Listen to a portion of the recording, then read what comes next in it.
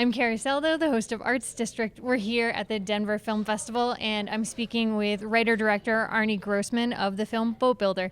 Thanks for being here. Thank you. It's an honor. I heard when you were developing the film that you narrowed it down to a 35-second pitch. Listen, I've got a film that you might be interested in. It's about the story of an elderly man and a young boy who seemingly have nothing in common, but it turns out they have a great deal in common in terms of alienation, frustration, and disappointment, and they seek solutions through building a boat together. Thinking about the two characters, the two protagonists in the script, I think when I watched the film, I watched people view them through a very narrow lens. So for me, it was this great opportunity to remember, widen your aperture when you're thinking about people.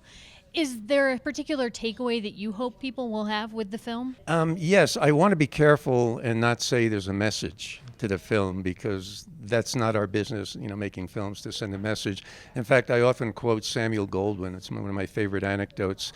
And he said, "Why should I make this film?" And he said, "Well, because it sends a strong message." And he said, "If I want to send a message, I'll go to Western Union. I make films." Now, I'm not going to be that crass about it, but I hope that there is a takeaway. And I don't want to be didactic and lecture to audiences. I want them to enjoy it, and perhaps be entertained.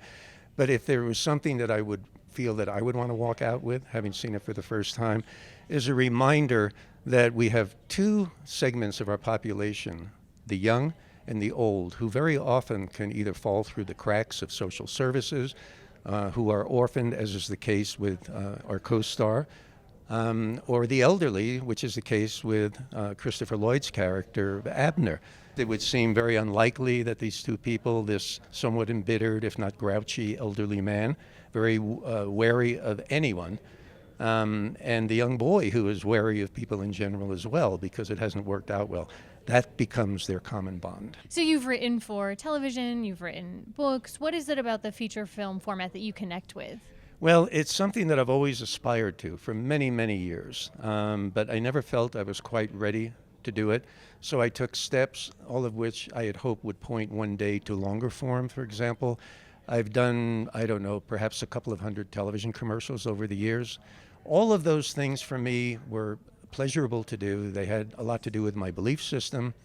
And I feel very fortunate that throughout my working career, I've been able to do the things that I want to do rather than those things that I feel I have to do. Because at my age, I don't want to wait much longer to do it. So I did.